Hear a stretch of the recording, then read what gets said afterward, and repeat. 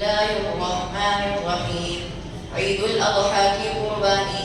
عن عائشة رضي الله عنها قالت قال رسول الله صلى الله عليه وسلم ما عمل ابن آدم من عمل يوم النحر أحب إلى الله من إحراق الدم وإنه ليأتي يوم القيامة بقرونها وأشعارها وأغلافها وإن الدم ليقع من الله بمكان قبل أن يقع بالأرض فطيبوا بها نفسا.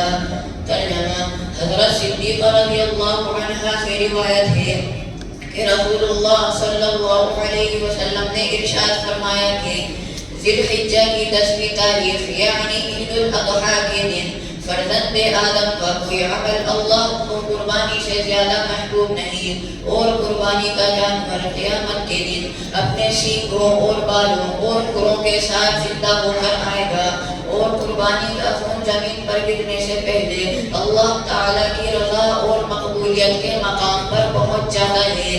بس اے خدا کے بندوں، دل کی پوری خوشی سے قربانیاں دیا کرو۔ السلام علیکم ورحمۃ اللہ وبرکاتہ۔